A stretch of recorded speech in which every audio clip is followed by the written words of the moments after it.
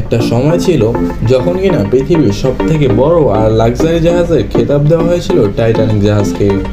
এটি ছিল একটি ব্রিটিশ যাত্রীবাহী বৃহদাকার সামুদ্রিক জাহাজ, যা 15 এপ্রিল 1912 সালে জাহাজটি প্রথম সমুদ্রযাত্রায় সাউদাম্পটন থেকে নিউ ইয়র্ক সিটি যাওয়ার পথে হিমশৈলের আইসবার্গের সঙ্গে সংঘর্ষে উত্তর আটলান্টিক মহাসাগরে ডুবে যায়। আইসবার্গ হলো সাগরের বুকে ভাসতে থাকা বিশাল বিশাল সব বরফখণ্ড।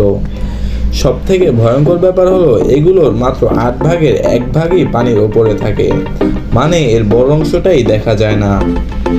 আর টাইটানিক ছিল ওই সময়ের সব থেকে বৃহৎ, আধুনিক ও বিলাসবহুল যাত্রীবাহী জাহাজ। তো বন্ধুরা, আজকের ভিডিওতে আমি আপনাদেরকে জানাবো ঠিক কী কারণে আটলান্টিকের বুকে ধ্বংস হয়ে যায় টাইটানিক। চলুন শুরু করা যাক।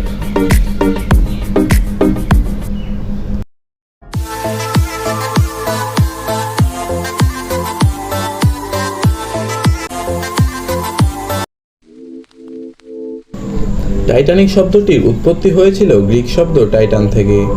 গ্রিক পুরাণে শক্তিশালী দেবতা ছিল টাইটান, তার নাম অনুসারে জাহাজটির নাম রাখা হয়েছিল টাইটানিক। তবে জাহাজটির পুরো নাম ছিল RMS টাইটানিক, অর্থাৎ রয়্যাল মেল স্টিমার টাইটানিক। এই জাহাজটির নির্মাণ কাজ শুরু হয় 1907 সালে। দীর্ঘ 5 বছর একটানা কাজ করে 1912 সালে জাহাজটির নির্মাণ কাজ শেষ হয়।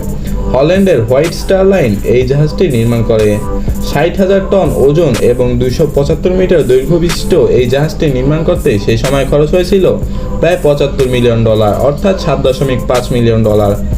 1912 সালের 10 এপ্রিল সাউদাম্পটন থেকে নিউ ইয়র্কে যাত্রা শুরু করে টাইটানিক। সে সময় টাইটানিকের মোট যাত্রী ছিল 2200 জন এবং ছিল কয়েকশো জন কর্মী। শুরুতেই মাত্র 4 ফুটের জন্য SS city of new York জাহাজের সঙ্গে সংঘর্ষ এড়াতে সক্ষম হয়েছিল টাইটানিক। টাইটানিকের প্রথম শ্রেণী ভাড়া ছিল $3100 এবং টাইটানিকের তৃতীয় শ্রেণী ভাড়া ছিল $32। 14 এপ্রিল দুপুর 2টার দিকে আমেরিকা নামের একটি জাহাজ থেকে রেডিওর মাধ্যমে টাইটানিক জাহাজকে জানায় তাদের যাত্রাপথে সামনে বড় একটি আইসবার্গ রয়েছে। শুধু তাই নয়, পরবর্তীতে মেসাবা নামের আরও একটি জাহাজ থেকে একই ধরনের সতর্কবার্তা পাঠানো হয় টাইটানিকে। সে সময় টাইটানিকে রেডিও যোগাযোগের দায়িত্বে ছিলেন জ্যাক ফিলিপস ও হার্ড ব্রিজ। দুইবারই তাদের দুজনের কাছে এই সতর্কবার্তা অপ্রয়োজনীয় মনে হয়েছে, তাই তারা এই সতর্কবার্তা টাইটানিকের মূল নিয়ন্ত্রণ কেন্দ্রে পাঠায়নি। টাইটানিক দুর্ঘটনার প্রায় 40 মিনিট আগে ক্যালিফোর্নিয়ান শিপের রেডিও অপারেটর টাইটানিকের সাথে যোগাযোগ করে আইসবার্গটি সম্পর্কে বলতে চাইলে টাইটানিকের রেডিও অপারেটর জ্যাক ফিলিপস রাগান্বিতভাবে বলে, আমি কেট প্রেসের সঙ্গে কাজে ব্যস্ত, এবং লাইন কেটে দেয়। বলা চলে তাদের এই হেয়ালিপনার কারণেই ডুবে গেছে টাইটানিক। টাইটানিক যখন দুর্ঘটনাস্থলের প্রায় কাছাকাছি চলে আসে তখন জাহাজের ক্যাপ্টেন সামনে আইসবার্গটির সংকেত পান, কিন্তু তখন অনেক দেরি হয়ে গেছিল।